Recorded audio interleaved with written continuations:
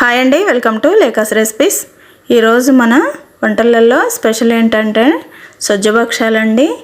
ఇవి ఉగాది వస్తుంది కదండి. ఇప్పుడు ఇంకా రకరకాల భక్షాలు అనేటివి మనం తయారు చేసుకోవచ్చు. ఈరోజు నేను సజ్జ భక్షాలు మీకు చూపిస్తున్నాను.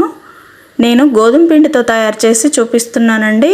మామూలుగా అయితే మా ఇంట్లో మైదా పిండితో తయారు చేస్తారు. అందరు ఎక్కువగా హెల్త్కి ఇంపార్టెన్స్ ఇస్తున్నారు కాబట్టి ఈరోజు నేను గోధుమ పిండితో తయారు చేసి చూపిస్తానండి. ఇవి చాలా బాగుంటాయి. టేస్ట్ అయితే ఇంకా పిల్లలు అయితే చాలా ఇష్టంగా తింటారండి. శనగపప్పు ఇష్టపడని వాళ్ళు, తినని వాళ్ళు ఎవరైనా ఉంటే గ్యాస్ట్రిక్ ప్రాబ్లం ఉన్న వాళ్ళకి ఇలాంటివి చాలా బాగా యూజ్ అవుతాయండి. ఇప్పుడు ఇది ఎలా తయారు చేసుకోవాలి ఏంది అనేది తెలుసుకుందాము. ఒకసారి వీటిని ప్రిపేర్ చేశారంటే 3-4 డేస్ వరకు కూడా నిల్వ ఉంటాయండి. ఇప్పుడు ఇవి ఎలా ప్రిపేర్ చేసుకోవాలి ఏంది అనేది ఇప్పుడు మనం తెలుసుకుందాం.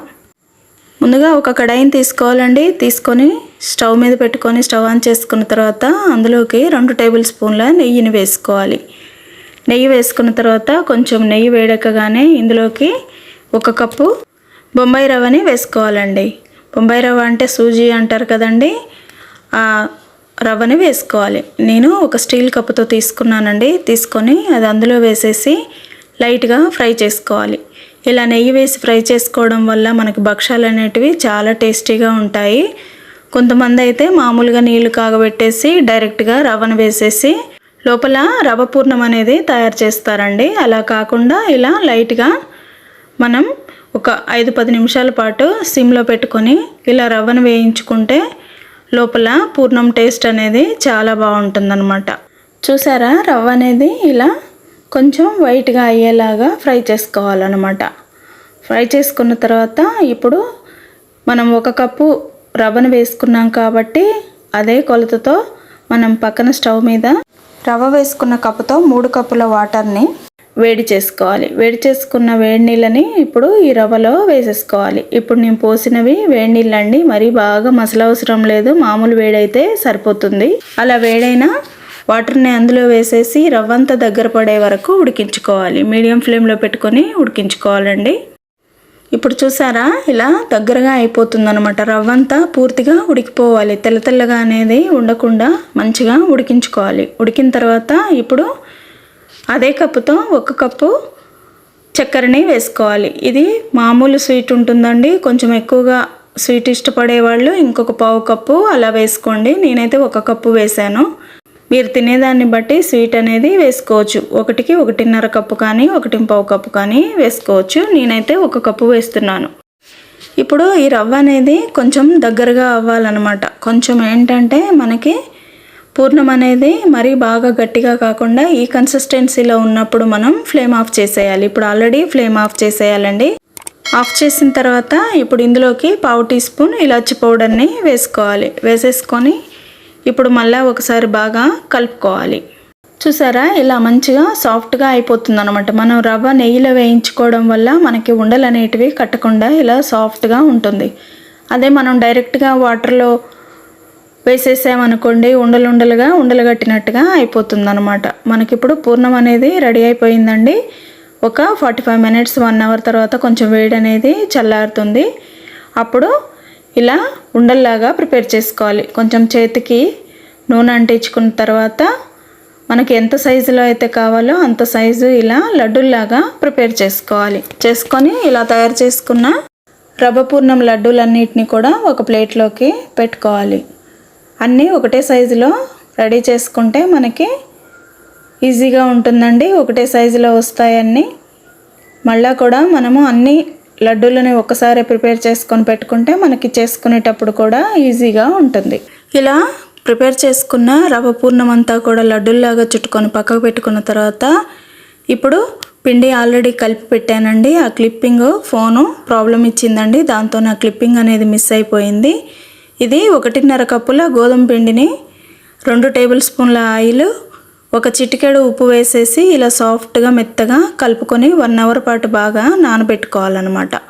అలా నానబెట్టుకున్న పిండిని ఇప్పుడు మళ్ళీ ఒకసారి తీసేసి మీకు చూపించే విధంగా ఇలా సాఫ్ట్గా అయ్యేలాగా మళ్ళీ ఒకసారి కలుపుకోవాలి. కలుపుకున్న తర్వాత ఇప్పుడు ఒక పాలిథిన్ కవర్ అలాగా తీసుకొని, ట్రాన్స్పరెంట్ కవర్ కొంచెం మందంగా ఉంది తీసుకోవాలండి. తీసుకొని ఇప్పుడు మనం ముందుగా కలిపి పెట్టుకున్న పిండి ఉంది కదా, ఆ పిండి ముద్దను ఒకటి మనం ఎంతైతే రవ్వ బాల్ని తీసుకున్నామో అంత సైజు పిండిని తీసుకోవాలి. తీసుకొని ఆ పిండిలో ఈ రవ్వ పూర్ణం అనేది పెట్టేసి ఇలా క్లోజ్ చేసుకొని ఎక్స్ట్రా పిండి అనేది తీసేయాలి. తీసేసిన తర్వాత ఇప్పుడు మళ్ళీ రౌండ్గా బాల్ లాగా చేసుకొని ఇప్పుడు కవర్ మీద కొంచెం ఆయిల్ అప్లై చేసి మీకు చూపించే విధంగా నిదానంగా ప్రెస్ చేసుకోవాలి. అన్ని వైపులా సమానంగా ఉండేలాగా చూసుకోవాలండి. లోపల రవ్వ పూర్ణం అనేది బయటికి రాకుండా చూసుకోవాలి, లేకపోతే మనం ఆయిల్లో ఫ్రై చేసినప్పుడు పూర్ణం అనేది బయటకు వస్తుంది. అందుకనే అన్ని వైపులా కూడా బయటికి పూర్ణం రాకుండా నిదానంగా ప్రెస్ చేసుకోవాలి. ఒకవేళ మీకు వేళ్ళతో ఇలా ఒత్తడం కొంచెం కష్టంగా ఎగుడుదిగుడుగా అనిపిస్తుంది అనుకున్నప్పుడు అదే కవర్ని ఇలా పైన వేసేసి సాఫ్ట్గా నిదానంగా జరుపుకుంటూ వెళ్తుంటే మనకి అన్ని వైపులా కూడా సమానంగా ఉంటుంది, పూర్ణం అనేది బయటికి రాకుండా ఉంటుందన్నమాట. ఇప్పుడు రెడీ అయిపోయిందండి భక్షం. చూసారా ఎంత బాగుందో, అన్ని వైపులా కూడా చక్కగా పూర్ణం అనేది బయటికి రాకుండా పర్ఫెక్ట్గా రెడీ అయిపోయింది. ఇప్పుడు ఇవి ప్రిపేర్ చేసుకునే ముందే మనం ఆయిల్ని స్టవ్ మీద పెట్టుకొని ఆయిల్ వేడెక్కగానే ఇప్పుడు రెడీ చేసుకున్న భక్షంని అందులో వేసేసుకోవాలి. వేసేసుకున్న తర్వాత ఇప్పుడు ఇది ఆయిల్లో వేగాలి కాబట్టి ఫస్ట్ కొంచెం హైలో పెట్టుకోవాలండి ఫ్లేమ్ని. అలా పెట్టుకొని ఇప్పుడు అది కొంచెం కింది వైపు కాలగానే మళ్ళీ ఫ్లిప్ చేసుకొని నిదానంగా ఇలా జాలిగరిటెతో రౌండ్గా తిప్పుకుంటూ ఉంటే మనకి భక్షం అనేది చాలా బాగా పొంగుతుందండి. చూసారా ఎంత బాగా పొంగిందో. ఇలా భక్షం అనేది బాగా పొంగాలన్నమాట. ఇప్పుడు ఇలానే ఇంకొక దాన్ని ప్రిపేర్ చేసుకుందామండి. ఇలా పిండినంతా కూడా వెడల్పుగా అన్న తర్వాత పిండిని వెడల్పుగా అనేసి రవ్వ పూర్ణాన్ని అందులో పెట్టిన తర్వాత ఇలా రౌండ్ బాల్ లాగా చేసుకొని ఎక్స్ట్రా ఉంటే పిండిని తీసేసి ఇలా బాల్ లాగా చేసుకున్న తర్వాత కొంచెం ఆయిల్ అప్లై చేసేసి ఇలా వేళ్ళతో ప్రెస్ చేయకుండా ఇప్పుడు దాని మీద కవర్ వేసేసి నిదానంగా ప్రెస్ చేసుకుంటే మనకి ఏ షేప్ కావాలంటే ఆ షేప్ అనేది వస్తుందన్నమాట. ఇవి కొంచెం మందంగానే చేసుకోవాలండి, మరి బాగా పతలాగా చేసుకోవద్దు. పూర్ణం అనేది మనకి వేయించేటప్పుడు బయటకు వచ్చేస్తుంది అనమాట. అందుకనే కొంచెం మందంగానే ఉండాలి. పిండి కూడా కొంచెం మంచిగానే రౌండ్గా వచ్చేలాగా చూసుకొని చేసుకోవాలి. ఇలా రెడీ చేసుకున్న భక్షంని మళ్ళీ ఆయిల్లో వేసుకొని ఫ్రై చేసుకోవాలి. చూసారా ఎంత బాగా పొంగుతుందో. ఇలా చక్కగా పొంగాలన్నమాట. అప్పుడైతేనే మనకి ఇవి చాలా బాగుంటాయి, చాలా టేస్టీగా ఉంటాయి. ఇలా వేసుకున్న వాటిని విడివిడిగా ప్లేట్లోకి వేసేసుకొని వేడివేడిగా తినేయడమే. చాలా బాగుంటాయండి. ఒకవేళ ఆయిల్లో ఇలా ఫ్రై చేసుకోవడం ఇష్టం లేని వాళ్ళు మనం చపాతీలు ఎలాగైతే ఫ్రై చేసుకుంటామో అలాగే కూడా కొంచెం నెయ్యి వేసుకొని చేసుకోవచ్చండి. అంతేనండి, చాలా సింపుల్గా ఈజీగా రెడీ చేసుకునే సుజ్జిభక్షాలు రెడీ అయిపోయాయండి. ఇవి యాక్చువల్గా మైదా పిండితో తయారు చేస్తారండి. నేను గోధుమ పిండితో చూపిస్తున్నాను మీకు. ఎంతో టేస్టీగా ఉండే సుజ్జిభక్షాలు మీకు నచ్చాయండి. నచ్చితే మీరు ఒకసారి వీటిని ట్రై చేయండి. చాలా సాఫ్ట్గా స్మూత్గా ఉండే ఈ సుజ్జిభక్షాలని మీరు ఈ ఉగాదికి ట్రై చేయండి. మీ ఫ్యామిలీకి చేసి పెట్టండి. వాళ్ళు ఏమన్నారో కామెంట్ చేయండి, లైక్ చేయండి, షేర్ చేయండి. అలాగే నా ఛానల్ని ఫస్ట్ టైం చూస్తున్న వారైతే తప్పకుండా సబ్స్క్రైబ్ చేసుకోండి. Thank you so much.